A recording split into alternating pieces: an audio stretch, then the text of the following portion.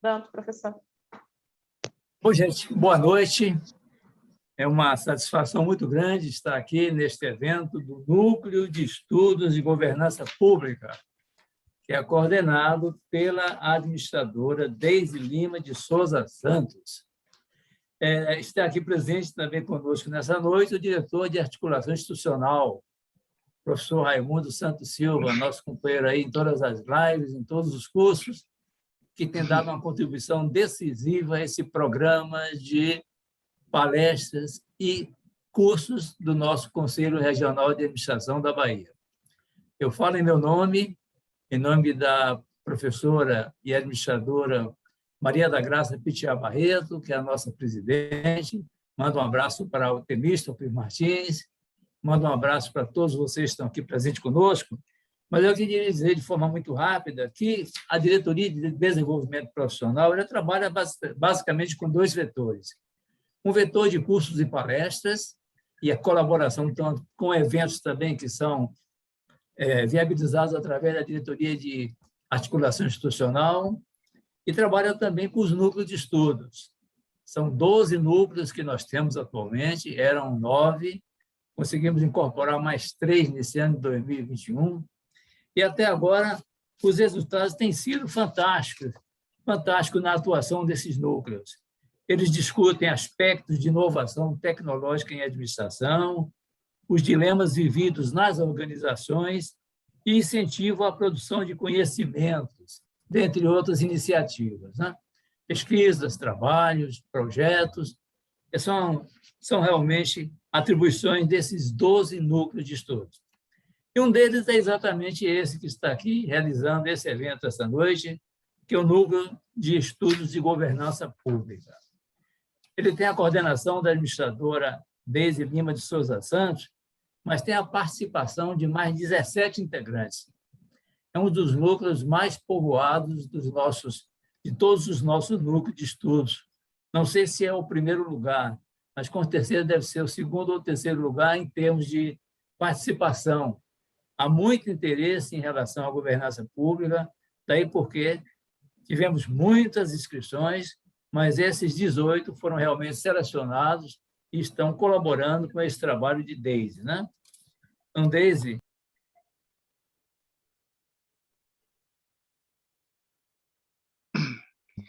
Só, professor. Professor Dilson ficou mudo. Professor Dilson. Uma satisfação já não está mais.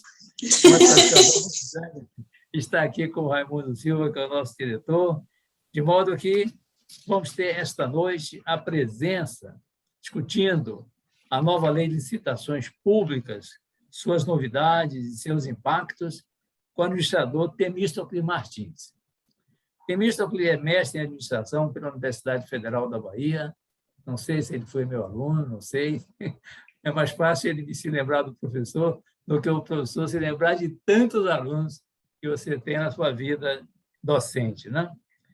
Mas o Temístocles ele é mestre em administração pela UF, é servidor público federal na Superintendência de Patrimônio da União e instrutor da Escola Nacional de Administração Pública, a INAP, né? Então, vai ser um prazer muito grande receber aqui o Temístocles Martins.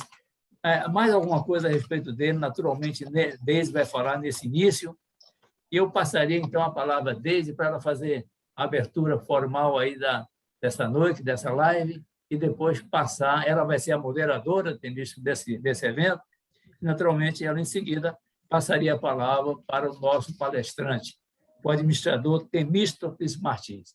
Deise, com você a palavra.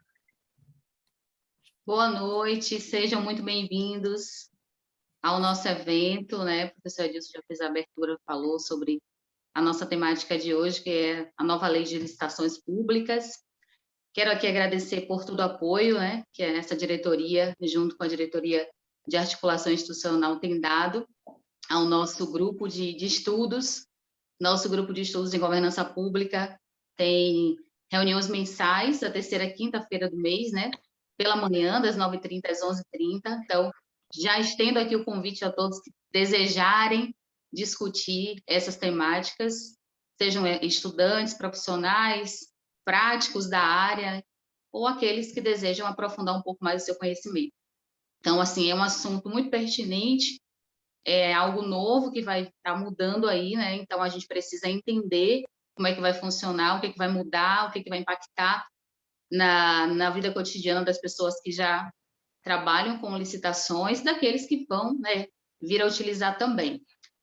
Só o professor, quem vai ser o mediador é o Nelson, também um integrante do nosso... Ah, que do nosso... ótimo. Então, pronto, e eu desejo a todos um bom evento, uma noite de muito conhecimento, tá bom? Muito obrigada.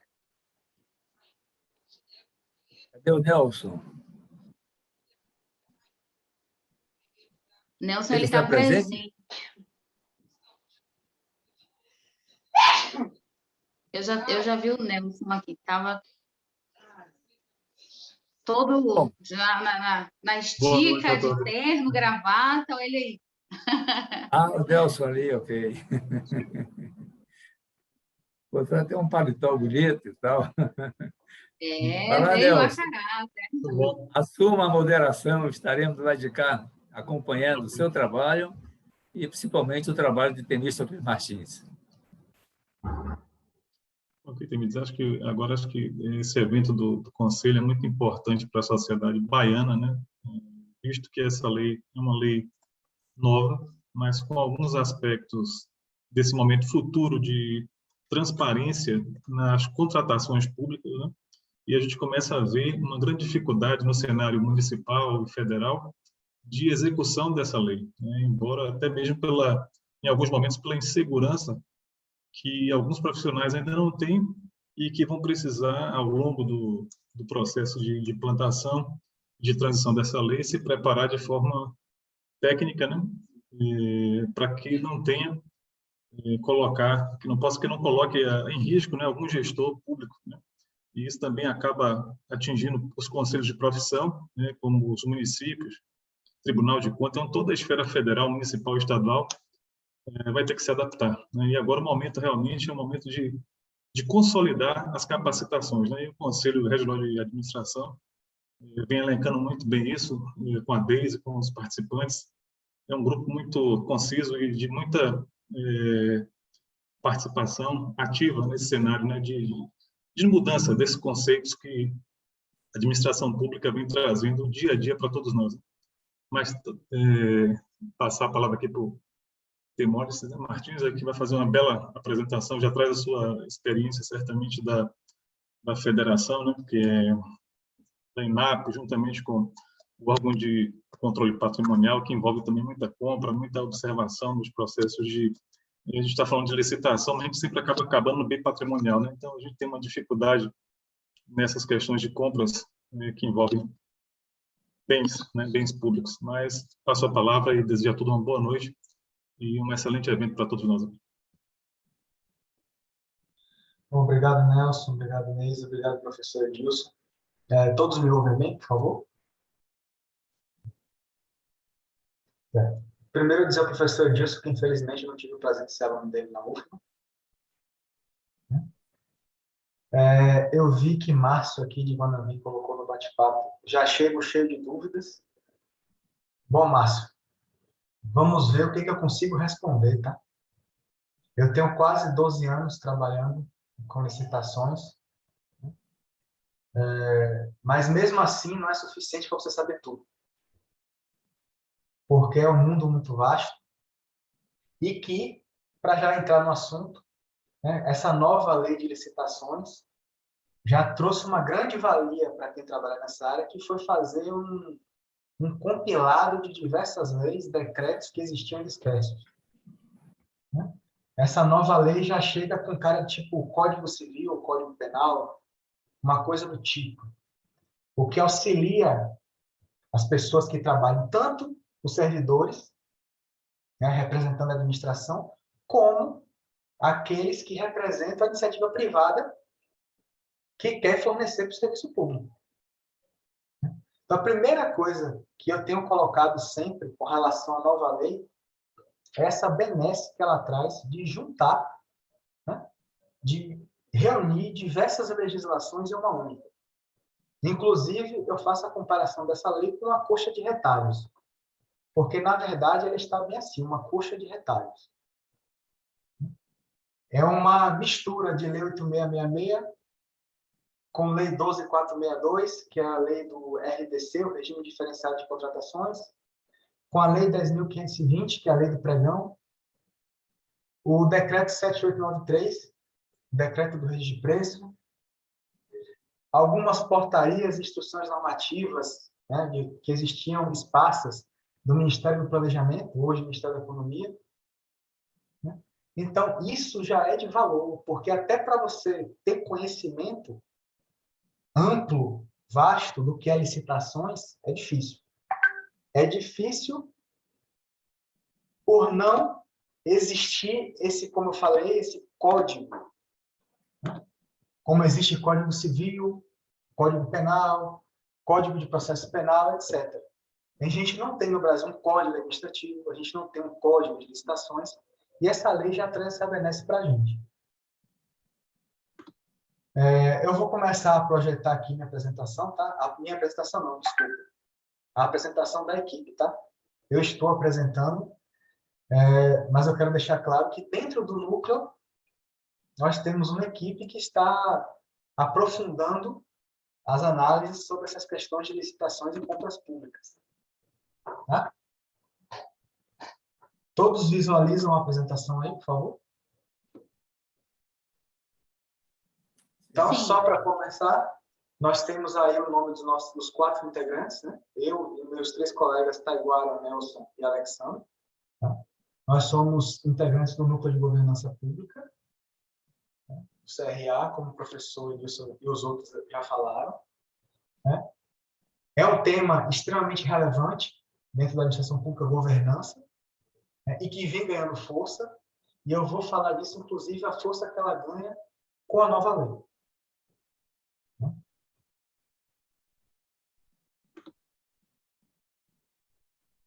Para hoje, a gente vai bater um papo aqui, certo? Colocaram o nome de palestra na divulgação, mas acho palestra meio pesado. Né? Vamos fazer um bate-papo aqui, né, sobre a nova lei. Né? Como o Nelson falou, é recente. Eu tenho quase 12 anos de serviço público federal, e desses 12 anos, tem mais ou menos 10 anos que se fala que ia sair a nova lei de licitações. E aí rolou discussão, até que esse ano, no dia da mentira, foi publicado no Diário Oficial da União. Né? E realmente parecia mentira que um dia a gente ia ter uma nova lei. E aí, dia 1º de abril desse ano, foi publicado no Diário Oficial a Lei 14.133, que é a nova Lei de Licitações e Contratos. Ainda faltam algumas coisas para entrar em vigência plena, por isso hoje nós temos 2 leis valendo. A Lei 14.133 em partes, desculpe, 2 não, 4, né? A Lei 14.133 em partes, a Lei do RDC, a Lei 8666 e a Lei do Pregão ainda em vigência. Porque só a partir de 1º de abril de 2023, se tudo tiver sido feito pelo governo federal, os sistemas, as regulamentações extras que precisam ser feitas, é que nós vamos passar a ter somente uma lei, que é a 14.133. Deixa eu ver um pouquinho por que saiu a nova lei, né? Uma breve história, alguns porquês de como se chegou à nova lei, desafios que se espera combater dentro do serviço público, né? Novidades que a lei traz, porque, assim, como eu disse, ela é uma coxa de retalhos. É uma mistura de 3 leis, de decretos, de portarias, de instruções normativas, mas tem coisas que são novas. Eu vou destacar aqui quais são essas novidades e falar um pouquinho dos impactos que isso traz na vida do país como um todo. Porque quem compra mais no país é o serviço público. O maior comprador do país é a administração pública. A administração pública, eu quero dizer, os 3 entes: federal, estadual e municipal. Então, causa um grande impacto em toda a cadeia, em geração de empregos, em geração de arrecadação, em tudo.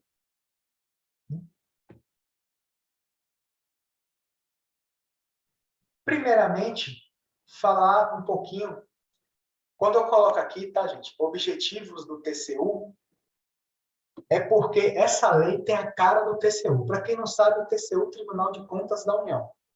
Assim como existe o Tribunal de Contas dos Estados e os Tribunais de Contas dos Municípios. E essa lei, é claro, é muito claro, para quem conhece, para quem é da área, para quem vive estudando a código do TCU, para quem vive vendo portaria de instituição normativa, a gente vê claramente que é como se a lei tivesse sido escrita pelo TCU. Porque depois de não sei quantas décadas, 2 décadas, mais de 2 décadas, o TCU exigindo que se fizessem determinadas coisas em licitações, começaram a surgir algumas portarias, algumas instruções normativas, uma orientação normativa, e finalmente se chegou na lei onde o TCU colocou o que ele realmente quer que se faça, da forma como ele quer que se faça. Porque o TCU exige 3 pilares dentro de licitações públicas, licitações e compras. Para quem não tem habituidade, licitação é aquilo que realmente tem concorrência, tem disputa. Quando eu falo compras, eu quero dizer aquilo que não tem licitação, que são as famosas dispensas e inexigibilidades. Tá certo? E aí ele traz a exigência de gestão de processos. Aí eu coloquei esse desenho aí embaixo, porque gestão de processos tem tudo a ver com fluxograma, né, gente? Deve ter bastante estudante aí fazendo, não sei nem se chama ainda a disciplina OSM. Eu estou ficando velho, inclusive dizer que me chamaram de senhor aí, mas por favor, tá? Eu estou ficando velho, mas senhor ainda não. Então, gestão de processos, fazer análise processual, fazer desenho de processos, para se chegar em processos melhores, processos estudados, e que possa se fazer melhoria contínua. E aí a exigência de estudo de processo, de análise processual, vem muito forte também na lei, porque a lei nova traz um grande peso no planejamento das licitações e compras, que sempre foi a briga do TCU e da CGU, que é a Controladoria Geral da União. Planejamento. Sempre houve um problema dentro da administração pública com a questão do planejamento de licitações e compras para se fazer melhor uso do erário. O que é erário? O orçamento público. Para se gastar melhor o dinheiro público. Para se gastar melhor o dinheiro público, precisa se planejar. E desde 1900 e bolinha que o TCU bate nessa tecla até se chegar na lei de ouro. Para vocês já começarem a ver que tem tudo a ver com a administração. Gestão de processos, planejamento.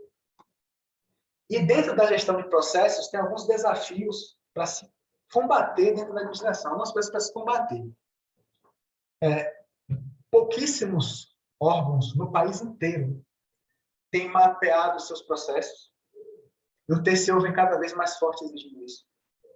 Pouquíssimas áreas têm procedimentos formais estabelecidos. Então, para vocês terem ideia, nós tínhamos uma lei única de licitações, a Lei 8666.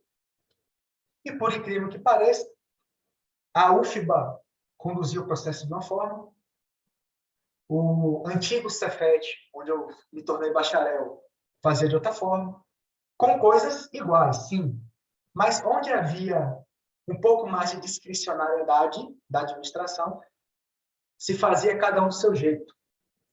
E hoje se percebe nas normativas que vêm sendo lançadas pelo Ministério da Economia que há uma forçação de barra, a gente pode dizer assim, uma forçação de barra para que se padronize as coisas em âmbito nacional. Para que todos os órgãos façam da mesma forma.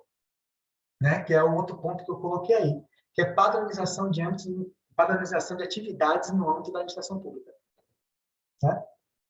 A administração pública como um todo, federal, estadual e municipal.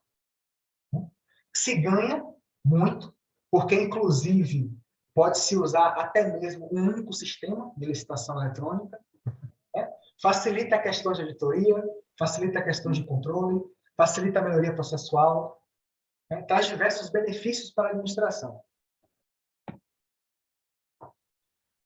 Um outro objetivo do TCU é se alcançar a governança, que, inclusive, é o nome do nosso núcleo de estudos, Núcleo de Estudos de Governança Pública, que pode ser entendida como um sistema que determina equilíbrio de poder entre cidadãos, representantes eleitos, altas administrações, gestores e colaboradores servidores. É implantar sistemas que garantam que há transparência, que há clareza, que, por exemplo, aquele cidadão menos instruído que tiver algum relacionamento com o órgão da administração, ele vai ter a capacidade de receber e entender as informações da administração, por exemplo.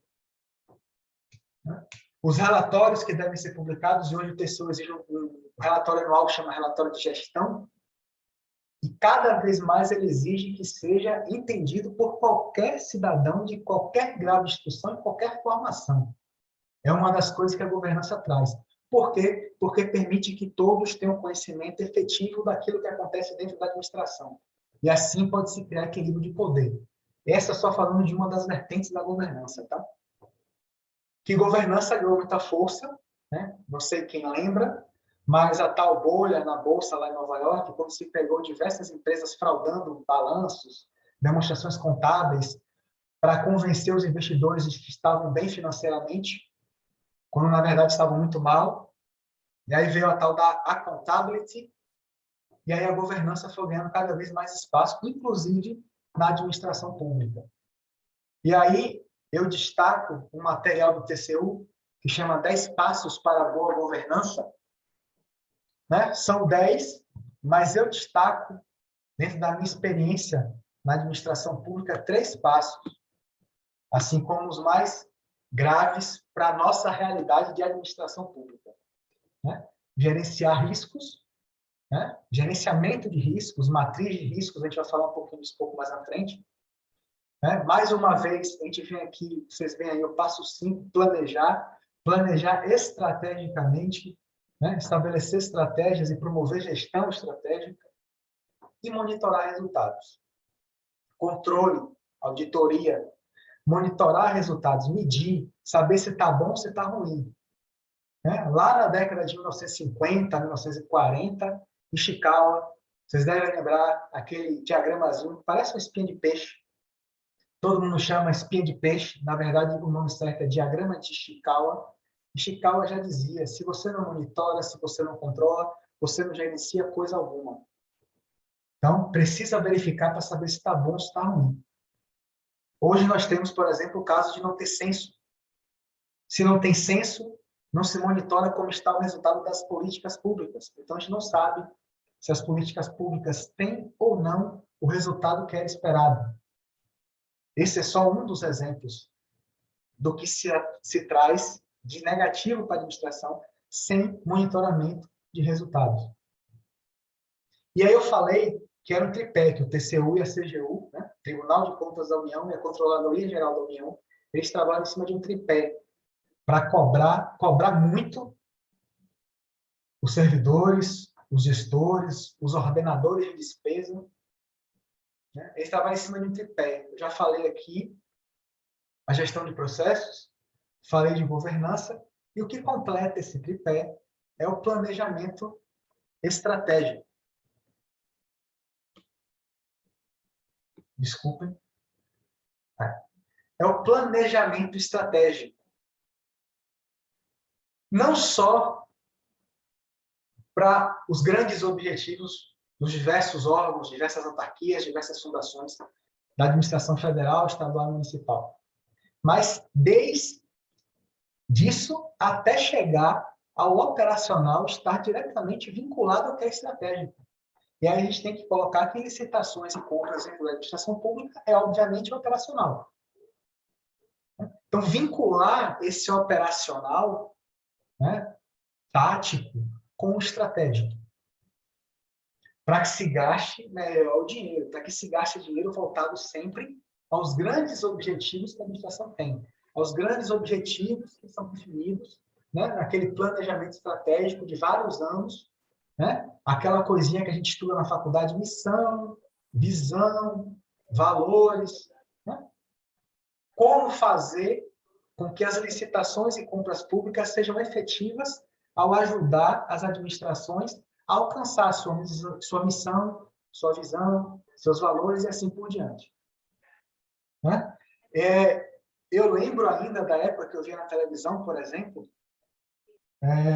Uma prefeitura do interior comprava um equipamento de ultrassonografia, de ressonância magnética, e nunca ligava o aparelho no hospital. Aí ia lá a reportagem, né? Eu vi coisas esdrúxulas, ao ponto de um caso, por exemplo, não se usava equipamento de ressonância no hospital porque o equipamento não passava na porta. A porta não tinha tamanho suficiente para o equipamento. Que planejamento foi esse? E, para minha surpresa, esse ano, poucos meses atrás, eu fiz uma turma Telenato, a Escola Nacional de Administração Pública, e uma servidora me falou que lá na instituição dela tinha se comprado um equipamento caríssimo de laboratório, caríssimo, e o equipamento estava lá encostado, porque a rede elétrica não suportava que o equipamento fosse ligado. Então, cadê o planejamento? E olha que rede elétrica não é nem uma coisa estratégica, né? Vamos lá. Vamos pensar bem, é bem básico, né? Tem que saber se a tensão é condizente, se a espessura do fio suporta, se o disjuntor é suficiente para suportar. Então, foram essas coisas ao longo de muitos anos, como eu disse a vocês, desde que do tempo que eu nem sonhava em virar servidor público, eu já vi esse tipo de coisa na televisão. E desde aquela época, quando eu virei servidor público, quando eu comecei a dar aulas de licitações e compras, eu comecei a ver que desde aquela época o TCU já batia na tecla que essas coisas precisavam existir para que as licitações e compras fossem mais eficientes no sentido de serem mais estratégicas. Até se chegar na lei de hoje. E aí eu coloco como principais desafios, né, para essa nova lei, primeiro, uma ausência de cultura estratégica em âmbito nacional. Infelizmente, é uma realidade nossa. Estou falando de administração pública, tá, gente? Os estudantes que estão aí, os bacharéis que estão aí, assim como eu, na faculdade, que viu já planejamento estratégico, né? Viu lá que tem multinacionais que têm planejamento estratégico de décadas. Olá. Tem alguém com o microfone ligado, por favor? Ixi, já fui eu. Uma empresa com planejamento de décadas, 50, 60 anos para frente, para ter estratégia, para ter missão, para ter visão de verdade. Nós vivemos num país do tamanho do continente, com quase 250 milhões de habitantes. Para quem não sabe, a maior ferramenta de planejamento que existe na administração pública se chama PPA, Plano Plurianual. É o que se diz ser o estratégico do país. Eu acabei de dizer, tem multinacional que tem planejamento de 50 anos. O estratégico do nosso país é de 5 anos. Ou seja, é só para um governo. Não é para um país. É para um determinado partido e um determinado presidente. Não é para um país. Por isso que a gente não consegue caminhar como deveria. Então, não tem lá no alto e querem que a gente tenha cá embaixo. Então, essa ausência de cultura estratégica em âmbito nacional é um grande desafio a se derrubar, porque puxa de onde se não tem estratégico lá em cima? Né? Grande incerteza orçamentária que a gente vive todos os dias, quem é servidor público que lida com orçamento, seja para gastar, seja para pagar, seja para receber, sabe disso. Né? E esse último que eu coloquei, matriz de riscos embutida nos contratos administrativos, é novidade da lei. Já adiantei uma novidade aqui. Gestão de riscos. Um dos resultados dela vai ser essa tal matriz de riscos. Para se fazer matriz de riscos e gestão de riscos, precisa se ter planejamento. Porque desenvolver uma matriz de riscos é um trabalho de mandinar. É um trabalho de previsão. É um trabalho de pensar o que pode dar errado lá na frente. O que pode acontecer de ruim lá na frente. E o que eu, administração, servidor, faço para evitar que aconteça. E, caso eu mesmo tomando as medidas preventivas venha acontecer, o que eu faço para consertar, para corrigir? Se nós não temos essa cultura de pensar estrategicamente, de planejar, embora nós falemos de PDCA, por exemplo, PDCA também é lá da década de 1940, 1950, mas nós não temos isso vivo na administração pública. Então, como é que a gente vai colocar essa novidade aí da lei lá nos contratos? Como é que a gente vai fazer matriz de riscos adequada, trabalhar adequadamente isso, e ainda dividir os riscos com os fornecedores.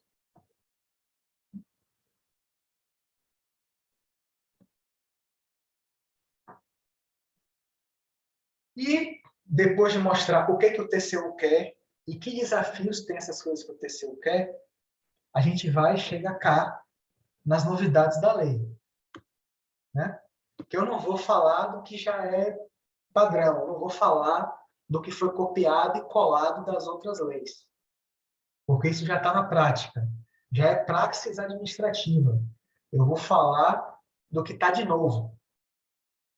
Do que realmente tem de novo. Porque o povo fala assim, nova lei de licitações. É nova porque foi publicada agora.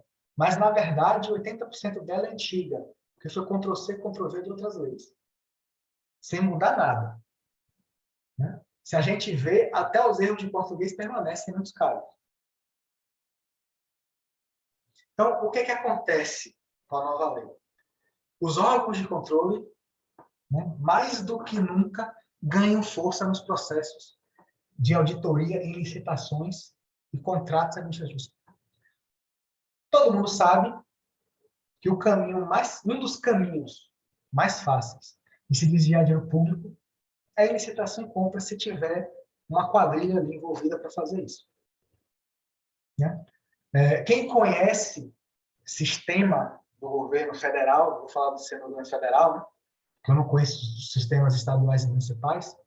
Quem conhece Comprasnet, CIAF, SICOM e por aí vai, sabe que para roubar ali dentro tem que ter uma quadrilha que pegue diversas partes. Por isso que o TCU fala tanto de segregação de funções. Né? E aí, agora, no título 4, no capítulo 3º da nova lei, os órgãos de controle são colocados num patamar diferenciado do que já tinham. Se já era pesada a auditoria, se já era pesada a cobrança, agora é muito mais. Inclusive, e principalmente, e se vocês tiverem a curiosidade de pesquisar no Google, as análises que diversos especialistas fizeram da nova lei de licitações, comparativos entre a 8666 e a nova lei, né? Tem diversos especialistas e grupos de especialistas que publicaram essas análises na internet. Vocês vão ver que a grande força que entra hoje no mundo de licitações e compras é planejamento.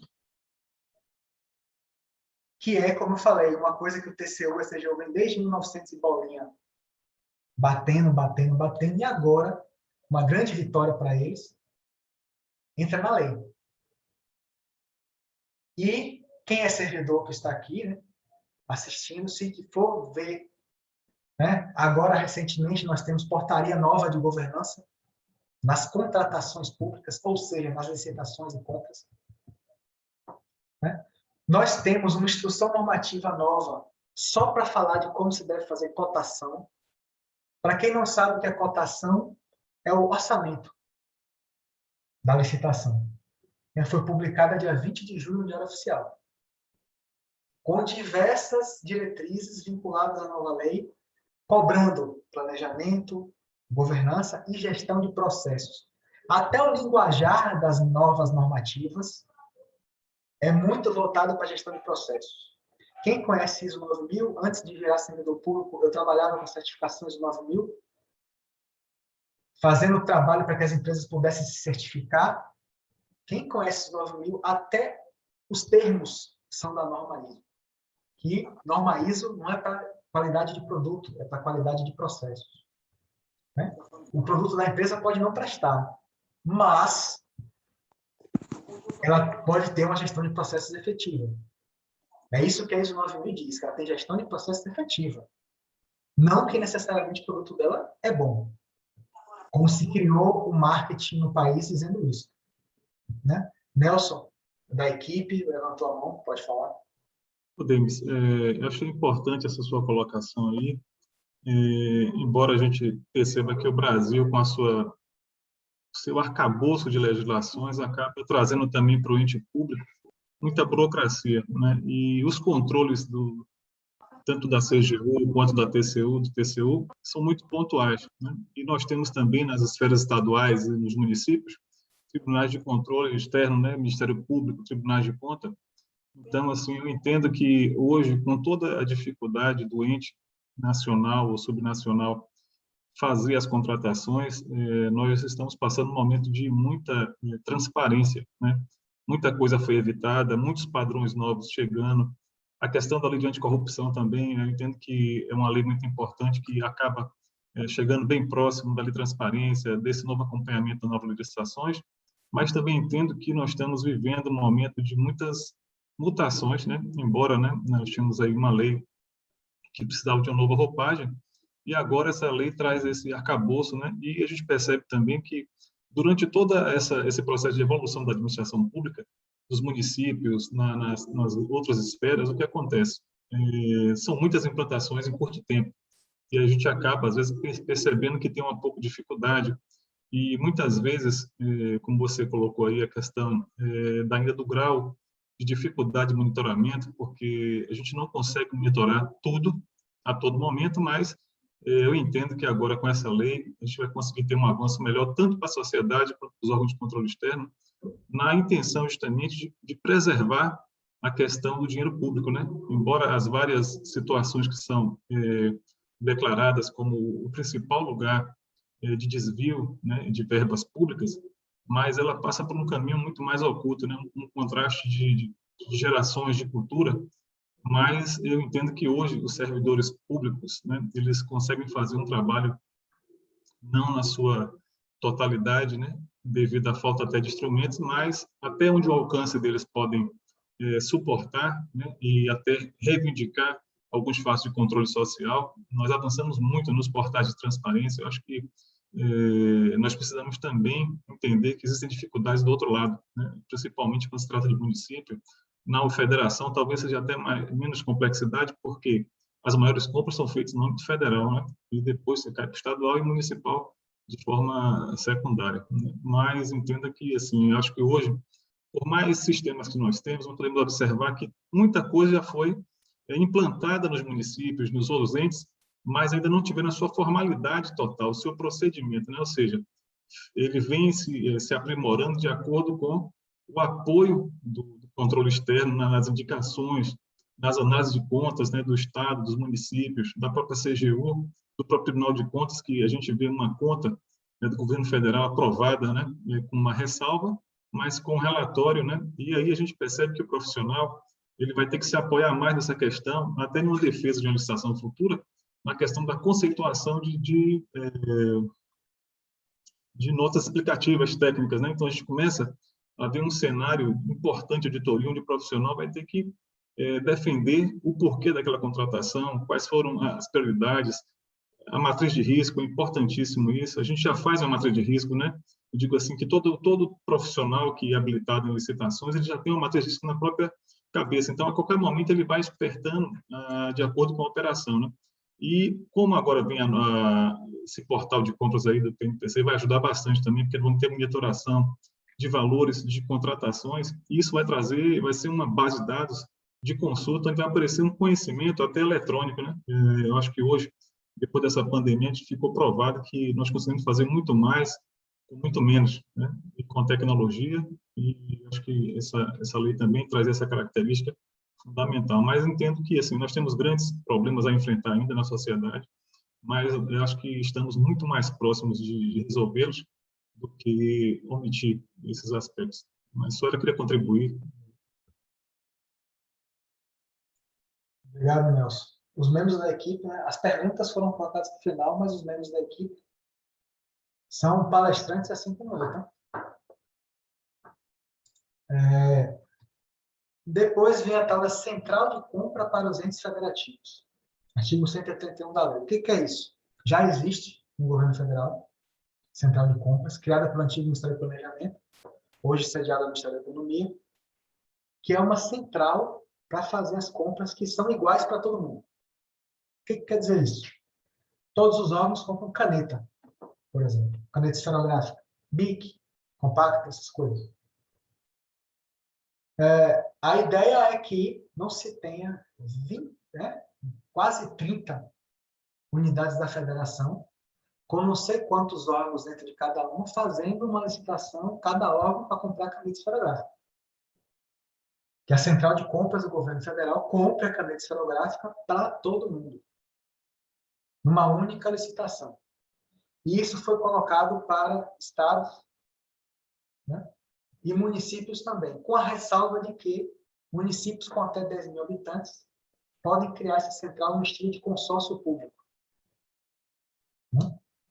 Mas também é outro momento de se economizar e ganhar escala, economia de escala, no processo de licitação e compras. Inclusive, melhorar também o planejamento. Né? Porque aí os órgãos vão ter que pedir, né, vamos dizer assim, pedir corretamente, pedir da maneira correta. Né?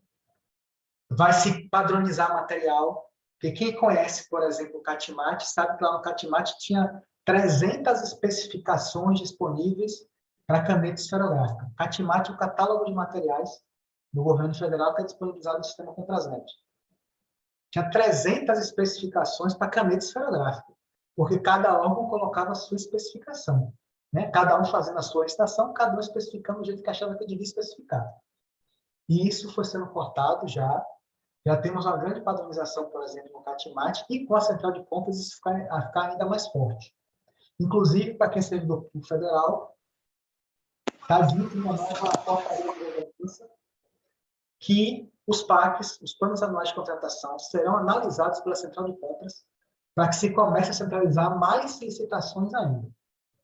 Tá? Quem for servidor federal que estiver aí, já fica atento. Portal Nacional de Compras Públicas, que meu amigo Nelson falou, né, lá no artigo 174, já foi lançado, né, já está disponível o Portal Nacional de Compras Públicas, né, que a ideia, a proposta, né, embora seja permitido outros sistemas, mas a ideia do governo federal é que toda a administração pública utilize ele. Mas é permitido se utilizar outro sistema, desde que esse sistema esteja, vamos dizer assim, eu não sei o termo técnico de TI, tá, gente? Mas esteja ali emparelhado com o Portal Nacional. Tem que estar conversando a mesma língua que o Portal Nacional. Tem que ser capaz de passar informações, por exemplo, da Prefeitura de Seu do Bonfim para o Portal Nacional de Compras Públicas. Tem que estar vinculado, tem que ter vínculo com o Portal Nacional, senão não pode usar o sistema. Né? E para municípios de até 20 mil habitantes, essas adequações, né, os municípios têm até 6 anos para fazer. Como eu falei, municípios de até 10 mil habitantes podem fazer central de compras em formato de consórcio público. E municípios até 20 mil habitantes têm 6 anos para se adequar a esta nova lei, incluindo a utilização do Portal Nacional de Compras Públicas.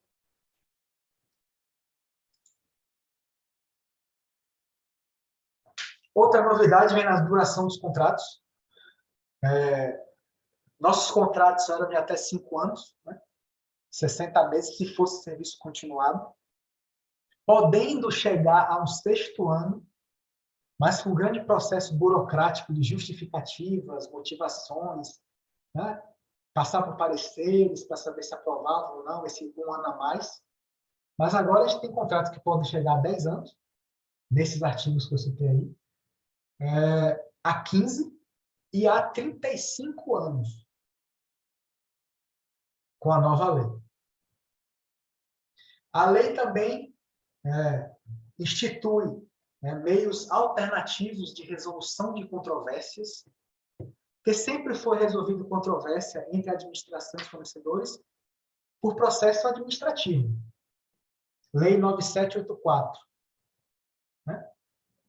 Agora, né, algumas coisas que já existem no judiciário, para resolução de conflitos lá, né, entre particulares, né, conciliação, mediação, arbitragem, isso foi trazido para a lei de licitações como outra forma de resolver controvérsias entre a administração e os fornecedores. Né? Só que eu aponto como um item que ainda precisa ser melhor regulamentado, ou seja, precisa ter decreto, portaria, detalhando como é que é para a administração fazer isso com os seus fornecedores. Né? Não vai ser o mesmo procedimento entre particulares na justiça, porque vocês sabem que dentro do contrato administrativo, a administração não é igual aos fornecedores. O que acontece? Direito privado, os dois lados do contrato têm os mesmos direitos e mesmas obrigações, são iguais. Contrato administrativo, não. O fornecedor está aqui e a administração está acima dele. Tem poderes além do fornecedor, que é o que chama de cláusulas exorbitantes dos contratos administrativos. Então, como é que vai ser feita, por exemplo, uma mediação entre a administração e o fornecedor, com a administração possuindo, né, as cláusulas exorbitantes, né, poderes além do fornecedor, na relação contratual. Como é que vai funcionar isso? Na lei não está claro. Então, no meu ponto de vista, quase 12 anos trabalhando nisso, precisa ser regulamentado como é que se trabalha essas situações diante dessa diferença de poderes.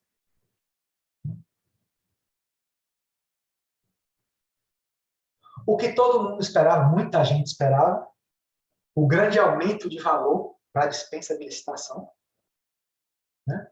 100 mil em obras e serviços de engenharia e manutenção de veículos automotores. Eu, sinceramente, não entendi muito bem por que manutenção de veículos automotores entrou no mesmo patamar de obras e serviços de engenharia, mas é o que está na lei. E 50 mil para qualquer outro tipo de compra, de licitação, que não se enquadra em um desses três tipos aí. A novidade é que a lei diz que, preferencialmente, essas dispensas sejam pagas por meio de cartão de pagamentos. O que é cartão de pagamentos? Cartão corporativo. O famoso cartão corporativo do governo federal. Vocês já devem ter ouvido falar dele na televisão, se questionando algumas autoridades de uso dele. Está se colocando agora, não é obrigatório, mas que preferencialmente seja pago através dele e que as faturas sejam disponibilizadas nos sites oficiais, para que qualquer um possa acompanhar como eles estão sendo usados. As licitações de grande vulto passam a ser aquelas acima de 200 milhões de reais.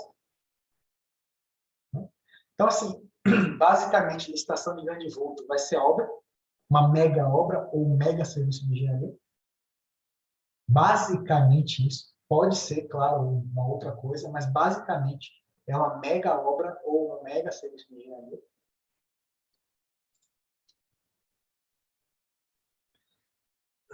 E programa de integridade, compliance. Teve um erro aqui, desculpem. Que é como o Nelson falou, a lei anticorrupção entrando na lei de licitações e contratos administrativos. Tá? Porque programa de integridade e compliance é diretamente relacionado à lei anticorrupção. Passa a ser exigido dos fornecedores da administração que possuam, apresentem e busquem aprovação nas administrações de programas anticorrupção, né? Que são os tais programas de integridade e compliance. Como vai ser essa relação também de fornecedores privados criar esses programas de integridade para poder fornecer para a administração pública? Eu entendo que também precisa de melhor regulamentação. Mais detalhes, dizer como é que é, o que vai ser cobrado. Vai ser cobrado um programa de integridade completo, como é cobrado da administração, ou vai ser cobrado determinadas coisas específicas? O que vai ocorrer? Precisa também se definir isso. Então, isso é o que eu trago como novidade. E aí, falar um pouquinho de alguns impactos disso para os entes federados. Principalmente os municípios e municípios de pequeno porte. Tem um grande impacto para eles. Porque estão habituados, principalmente, a fazer as licitações presenciais, a não usar sistema informatizado. Um dos grandes motivos disso, e isto eu falo como um servidor, que aos seus quase 12 anos de serviço público, desses aí, metade, mais ou menos, foi no interior da Bahia.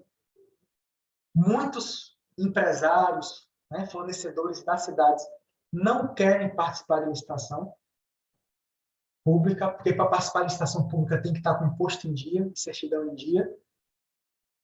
Então, eles não querem, porque não querem deixar as certidões em dia. Eu cansei de ouvir isso. Né? E as licitações no âmbito do município presencialmente facilitam um pouco mais essa situação.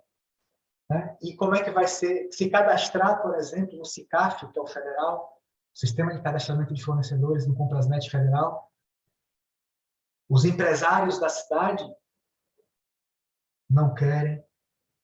Né? Além disso, se criar toda uma estrutura, porque vai precisar de uma estrutura funcional de gestão de processos, planejamento e governança, para que a lei seja implementada, né, por completo. Né? Inclusive, eu acredito que é por isso que são 6 anos para municípios de até 10 mil habitantes, desculpa, de até 20 mil habitantes, né, se adequarem às exigências da nova lei. Porque, no meu ponto de vista, os mais impactados dentre os entes serão os municípios e os municípios de pequeno porte. A Elidiane perguntou aqui no bate-papo, e municípios com mais de 30 mil? Municípios com mais de 30 mil tem que fazer tudo já, Elidiane. Não tem tempo para nada, não. É só o que eu falei. Até 10 mil podem fazer o sistema em consórcio público e até 20 mil tem 6 anos para se adequar às exigências. 20.001 para cima já tem que se adequar de imediato. Os órgãos, autarquias e fundações, né, vão ser cada vez mais auditados, vão ter cada vez mais exigências, e eu acredito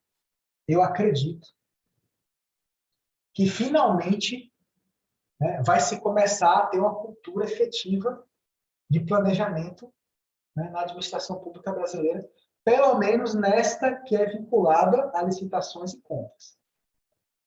Né? Ter um viés mais estratégico, né? Encorpar governança e passar a ter efetiva gestão de processos. Né? Já não dá mais, como virou lei, né? Como está na lei agora, não dá mais para empurrar com a barriga. Porque agora as punições já passam a ser mais contundentes. Né? Às vezes se diz assim, servidor público não responde a nada. Se fosse assim, seria ótimo. E a realidade não é essa. A gente responde pesado. Né? Só para vocês terem ideia, a menor multa que o Tribunal de Contas da União vai aplicar ao servidor é R$15.000. A menor multa. Então, agora vai mudar a cultura, né, de cima para baixo, vai se mudar a cultura dentro da administração, porque precisa, né, nem que seja para cumprir a lei só, mas precisa cumprir a lei. Precisa fazer acontecer planejamento, governança e gestão de processo. E para os órgãos de controle, como eu já falei, os órgãos de controle, no meu caso federal, TCU e CGU, né, agora são mais reis do que nunca. Agora tem mais poder do que nunca. A lei deixa isso bem claro. Tem um capítulo só para falar do novo papel dos órgãos de controle perante licitações e compras.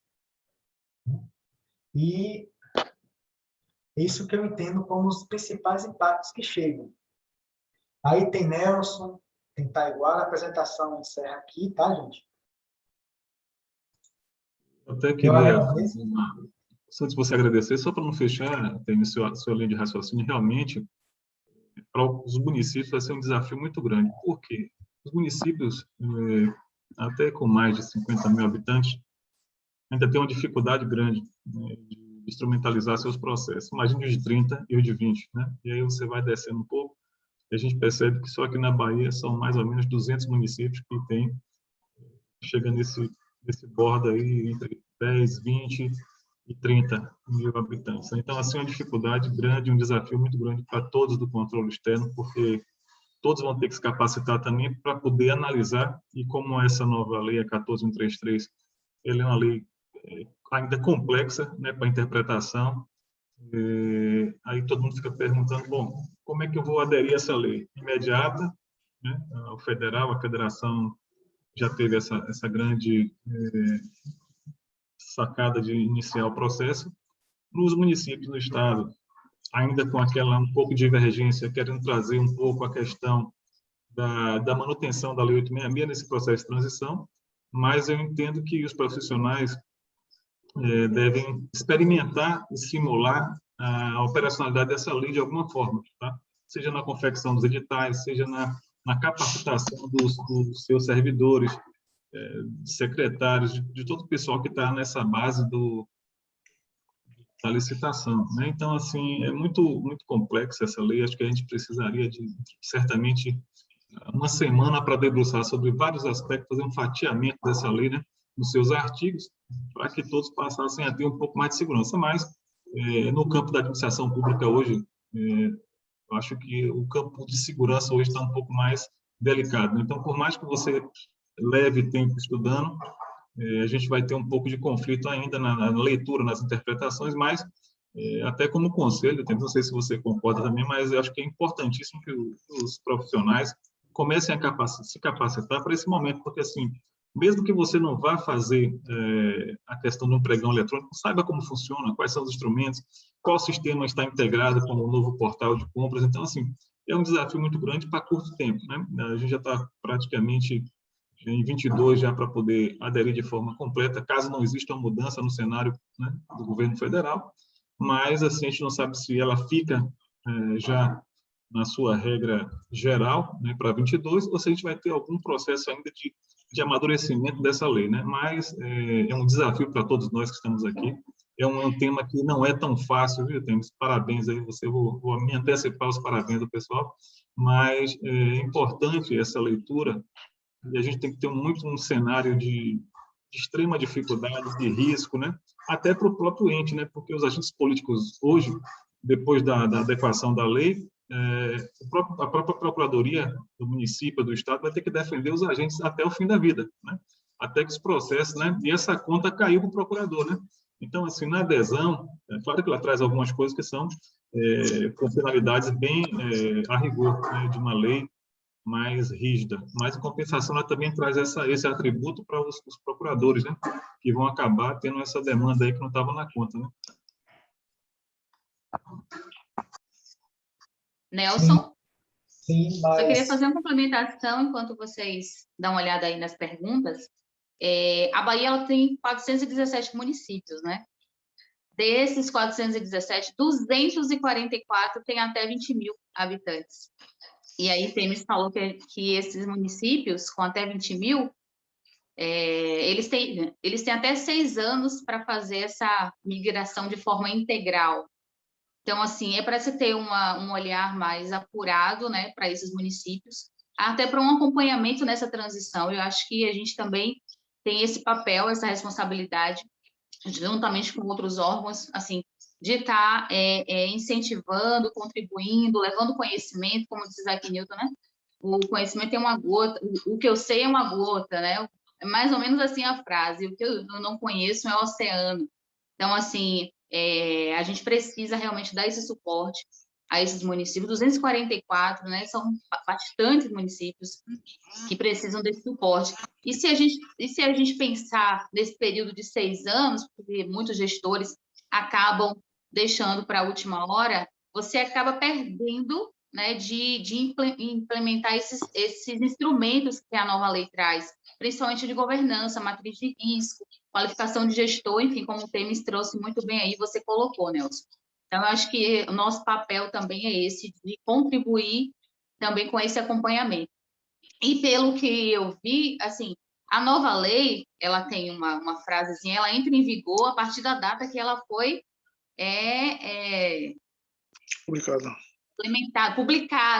publicada. Mas a gente sabe que dentro da própria lei, ela dá um limite para que os municípios façam essa migração. Mas, assim, até lá, como vocês falaram, é importante que já façam alguns testes. E outra coisa também que eu queria deixar assim, bem claro para as pessoas que estão aqui, que trabalham realmente nesses municípios, até os menores, é aquela questão, a nova lei, ela te dá um respaldo, e você pode optar por escolher qualquer uma das leis, como o Temer diz, que essa nova lei é um compilado de outras leis. Então, você pode optar por qualquer uma dessas leis que constam na nova lei de licitações, enquanto, né, você tem esse prazo de migração. Porém, você precisa expressar de forma bem clara no edital qual é a lei que aquela licitação tá sendo ali publicada. Mas não só no edital. Então, assim, você publica no edital e, quando for fazer o contrato, precisa também especificar que é por essa lei, porque não adianta você especificar no edital que é a Lei 866 e fazer o edital com uma das outras leis que né, fizeram essa composição da nova lei. Então, assim, só ter esses cuidados. Obviamente que tem alguns detalhes que vários juristas estão, obviamente, tratando disso. Todo dia você encontra aí algum comentário, algum artigo falando sobre essa nova lei. Alguns falam sobre inconstitucionalidade, né, sobre o governo federal querer legislar sobre estados e municípios, mas aí a gente precisa acompanhar uma lei nova, 1º de abril, então, assim, está bem novinha ainda, né? A gente precisa acompanhar os próximos passos e tentar contribuir com esses municípios. Eu vi que Raimundo, né, nosso professor Raimundo levantou a mão. Isso, professora. Inicialmente, realmente fazer um registro, né, de agradecimento, em nome de todo o CRA, que todos nós fazemos parte, né, parabenizar, né, pela palestra do Temístocles, né, do Nelson e você, professora Deise. Eu gostaria de fazer, digamos assim, uma observação, registro com relação à nova lei, né, licitações, certo?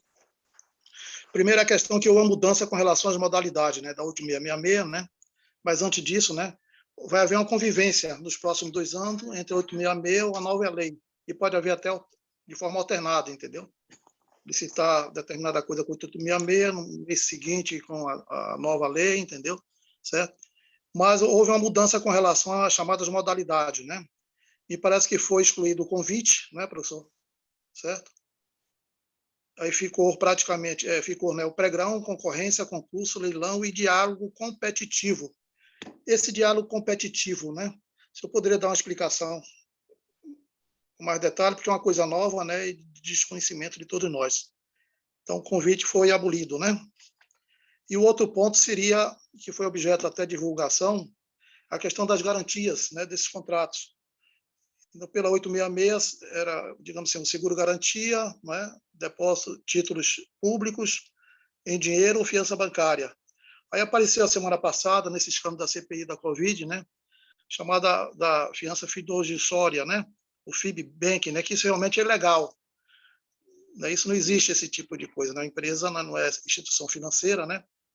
E explodiu. Que isso já vem operando há muito tempo, inclusive tem conhecimento, né, de órgãos públicos, entendeu, que aceitarem muito esse tipo de garantia, certo? É quando chega o Tribunal de Contas, né, detectado, entendeu, e é feita, digamos assim, né, a notificação, né, é penalizado. Então, o gestor público tem que evitar, isso não existe, né, essa garantia que não são instituição financeira, certo? A tal FIBBank. Então, tem a questão do diálogo, né, professor? E a questão das garantias, essa ratificação das garantias com relação à nova lei. Seria essa a minha pergunta para vocês. Só fazer, antes de responder o professor Raimundo, fazer um parêntese do que Deise colocou. Se um jurista está dizendo que há inconstitucionalidade na lei, ele está precisando estudar a Constituição Federal.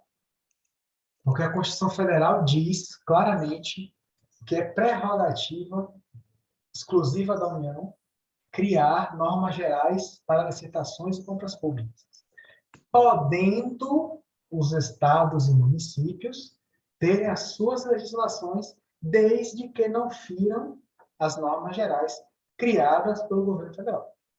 Eu não tenho que falar em constitucionalidade porque está se criando regra para estado e município. Isso é realmente absurdo. Artigo 37 da Constituição Federal. O professor Raimundo perguntou sobre o diálogo competitivo. Isso. O diálogo competitivo, professor, é da lei das estatais. O Estatuto das Estatais. Ok. Né? Eu E vou tem uma lei pegar, própria. vou pegar aqui rapidamente o conceito que tem na lei. É.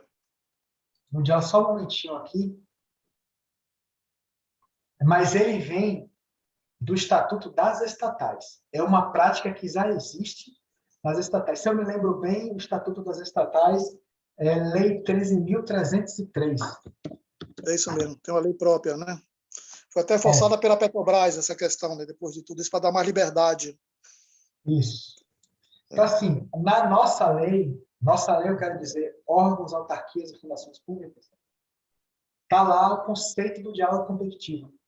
Modalidade de licitação para contratação de obras, serviços e compras, em que a administração pública realiza diálogos com licitantes previamente selecionados mediante critérios objetivos, com o intuito de desenvolver uma ou mais alternativas capazes de atender às suas necessidades, devendo os licitantes apresentar a proposta final após o encerramento dos diálogos.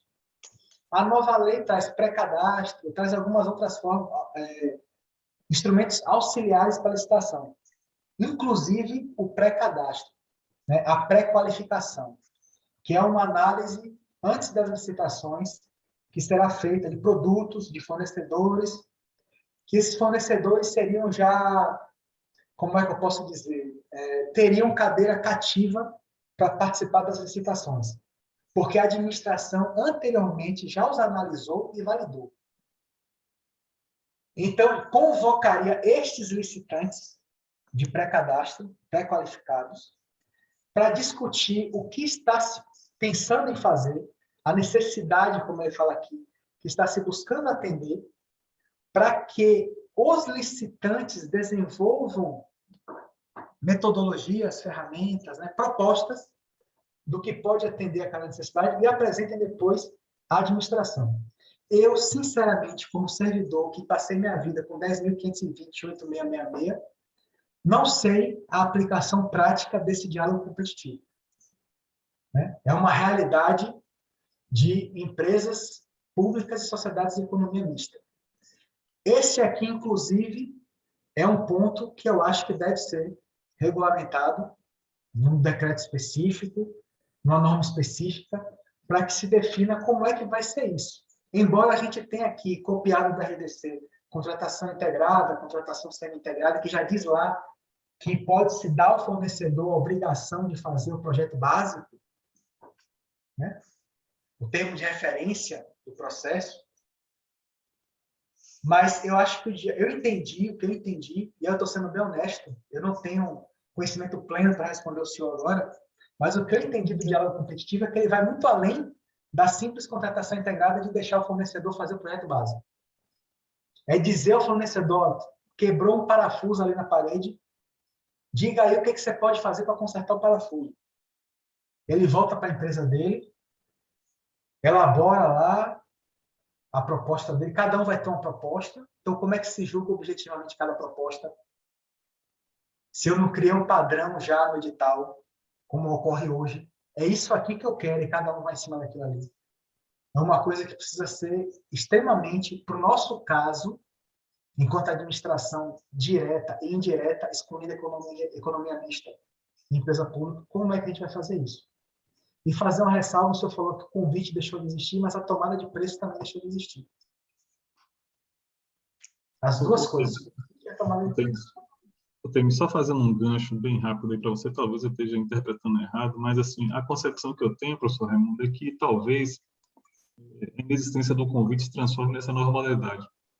Porque ela traz um pouco desse rito de convite. Eu convido as empresas, abro o diálogo, entendeu? Então, assim, me parece uma aproximação de uma compra mais assim, mais célere, mas que tem que ser atribuído realmente uma competência, um decreto que formalize isso para não ficar tão solto e acabar sendo um convite aberto. Porque, na verdade, quando a prática realmente acaba se deparando com essa situação. Mas eu entendo também que o governo federal, quando editou a lei, ele pensou no aspecto de celeridade na compra pública, nas compras públicas, né? Porque, sinceramente, no ente público, você fazer uma licitação é algo teneroso, porque você acaba não conseguindo, às vezes, executar, e quando você consegue finalizar a licitação, o fornecedor não consegue entregar, às vezes, o que foi acordado, homologado naquela... né? Entendeu? Então, nós temos essa dificuldade. Assim, realmente, é a mesma coisa a dispensa eletrônica, né? Que vem trazer esse viés que já era mais utilizado pela federação, e agora os municípios já começam a utilizar um pouco essa modalidade, né, dos conselhos de profissão. Então, assim, realmente tem alguns pontos na lei que ainda é um pouco para se observar e tem um ponto de vista de crítica, mas eu vejo que ela traz um pouco mais de celeridade nos aspectos de contratações. Agora, é claro que toda mudança é preciso ser experimentada e analisada no contexto jurídico, no contexto contábil, porque a gente acaba entrando em várias áreas de segmento. Eu digo, as modalidades não são essas? Pregão, concorrência, concurso, leilão e diálogo competitivo? Sim, O convite são continua ainda? Só que na 8666 também existia tomada de preços. Na Sim, 8666 era convite, tomada de preço, concorrência. Né? mas A se for tomada de aplicar preço, a lei vigente, focado, teria que somente ficar focado nesses que estão aqui, que foram, digamos assim, que é objeto da nova lei, o pregão, concorrência, concurso, leilão e diálogo competitivo? é Ou isso. pode haver... É isso que o senhor falou, que o convite deixou Pela de lei existir. fechada, né? Isso aí. Mas a tomada de preços também deixou de existir. Eu estou dizendo, deixou de existir a tomada de preço, não é? É. E o convite também na nova lei, me parece, né? Não Isso. aparece na nova lei. Certo? E a segunda parte da pergunta do senhor sobre a garantia Sobre garantia. calção bancária, títulos da dívida ou seguro-garantia. Isso, exatamente. Como sempre foi. Não, eu sei, mas agora, em função, foi até, digamos, a semana passada, né, a CPI explodiu, né? Aquela empresa que não é instituição financeira, certo? Chamada fiduciária, né, que não tem nada a ver com isso, né? Existe competindo de forma, digamos, não competindo, é ilegal, né? Certo? E órgãos públicos sempre aceitaram alguns órgãos, até talvez por desconhecimento do agente, entendeu? E pequenas construtoras ou prestadores de serviço que não tinham crédito nem seguradora, né? Avaliação de risco, nem banco, e vinham apresentando isso. Eu tenho a impressão que agora, com esse escândalo da CPI, realmente vai se, digamos assim, né, conhecimento público, né, e, evidentemente, né, excluir, né, desse processo, né, porque eles utilizavam, fazendo até de forma abusiva, entendeu? Certo? E a última questão, né, que é uma coisa que envolve, né, a área advocatícia, né, acho que foi incluída de última hora, né, a inexigibilidade de serviços contábeis, né, e advocatícios. Notório saber, alguma coisa assim, né, professor? Acho que tem alguma coisa nesse respeito, né? Sim, foi incluído, que era a discussão do 8666, se podia, não podia. Isso, Tinha procurador jurídico, procurador da República, procurador do município, que dizia no parecer que podia, tinha procurador que dizia que não podia. Saíam decisões de TCU concordando com a contratação, outras não concordando. Agora se padronizou que pode. Agora está na lei, não tem mais o que discutir. Eu acho que esse ponto aí, Raimundo, é muito polêmico. Inexigibilidade para a área pública, para jurista e para contadores, assim, ainda que tenha essa autonomia, né, essa posição agora da nova lei, mas tem que ser observado todo o processo, né, que advém esse notório, a singularidade, porque às vezes você acaba recepcionando uma contratação de profissional que sequer ele consegue garantir nada, né? Ou seja, então o ente público ele tem que observar muito bem essas contratações, porque de acordo com cada tribunal, ainda que a lei, né, entre em vigor em 22, o olhar dessas auditorias e dessas análises de contas, ela vai se dar no momento em que a lei tiver uma outra interpretação, né? Então, assim, evidentemente que pode fazer a contratação, mas que deve considerar todos os requisitos legais do condicionamento de inexigibilidade, porque é uma contratação direta, e se a gente perceber, na maioria dos votos dos tribunais de contas de controle externo, a pontuação é de que houve uma contratação sem o processo licitatório, né? E também entendo que não tem como você fazer um pregão eletrônico para avaliar qual o preço de mercado de um profissional, né? E aí a gente fica numa situação de desconforto, né? A hora de dar um parecer favorável, e aí quando o controle externo avalia o processo, ele aponta que foi uma contratação direta, sem licitação, né? Então, assim, é um critério ainda que está em discussão, assim, apesar de ter uma chancela, né, do entendimento agora, mas a gente tem que ter um cuidado muito grande nessas contratações. Né? Eu concordo com você. Está na lei, agora é lei. Mas o gestor público tem que ter muita prudência com relação a isso. Porque, digamos assim, um escritório de contabilidade, empresa de contabilidade, né, o advogado, por exemplo, é difícil você quantificar e dizer, não, esse notório de saber tem um diferencial em razão de um outro, digamos assim, outra empresa, entendeu? Nesse segmento. Eu acho que esse é o maior desafio. E se o camarada for prudente, evita isso, entendeu? Pelo que eu tenho acompanhado, o gestor público tem que evitar, porque tem que haver uma comprovação. É difícil nesses dois segmentos. A área artística, não. É mais tranquilo, não é sempre difícil, mas nessa área de prestação de serviço, na área de advocacia e contabilidade, eu acho que a turma forçou, mas é difícil. O gestor, se for prudente, evita nesses dois segmentos. Tá bem, obrigado por tudo, parabéns, entendeu? A todos vocês. Meu professor. E Abreu está por lá, né, na SPU, né? Eduardo Abreu?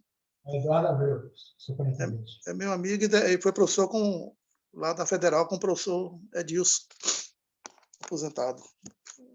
Tá bom, amigão. Muito obrigado, sucesso. Hein? Eu vi que o pessoal pediu a apresentação, né, Deise? Eu vou colocar o link para o pessoal poder pegar a apresentação aqui, tá? No bate-papo. Eu estava vendo aqui que, como está tão tranquilo, né? Não tem tantas perguntas, é sinal que todo mundo entendeu tudo. Né? Isso é muito bom. Sinal que o pessoal já pode implantar a nova lei 14.133 nos entes, né? Que trabalham, né? Então, assim, é importante, mas assim, é importante também citar que a gente, nesse processo aqui do CRA, é um processo de sensibilização, né? A gente não pode imaginar que a gente vai conseguir trazer uma explanação tão ampla, até com o desejo de todos, mas assim, a sensibilização, acho que a gente conseguiu atingir, você de forma objetiva, o Raimundo também contribuindo aí, os participantes que ainda estão aqui, 128 pessoas, né? Isso é muito bom, porque é sinal que o termômetro, né, do assunto, do tema, mas, assim, requer realmente uma atenção de toda a sociedade, porque, na verdade, quem faz o acompanhamento do gasto social não é somente controle interno, é a sociedade, né? Então, a gente consegue perceber que tem profissionais que estão preocupados com essas mudanças, é sinal que a sociedade está tomando um novo rumo, uma mudança de cultura que nós todos esperamos, né? Com integridade, com ética. Ô Nelson, deixa eu fazer, porque tinha uma pergunta sobre chamamento público. Leonardo até repetiu aqui, o chamamento público da agricultura familiar. O chamamento público da agricultura familiar é outra lei. Tem uma lei específica para isso. E a 14.133 não mexeu diretamente nela. Então, assim, tem que aguardar para saber se eles vão alterar a lei do chamamento público. Tá? Só para deixar respondido aqui. Agora, neste momento, não tem impacto da 14.133 sobre a lei do chamamento público, agricultura familiar. Agora tem que se esperar para saber como é que vai ser daqui para frente, se vai vir alguma coisa alterando o chamamento público. Certo?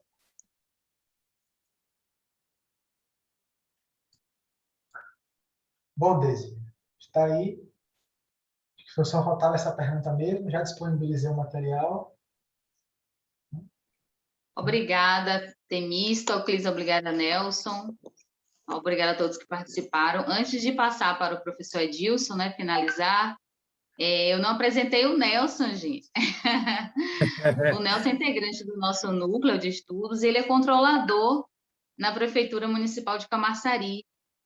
Tá bom? Então, assim, fez uma excelente mediação. Obrigada, Nelson. Obrigada, Temis, também. Professor Edilson, por favor. Bem, Nelson, eu também sou morador em Camaçari.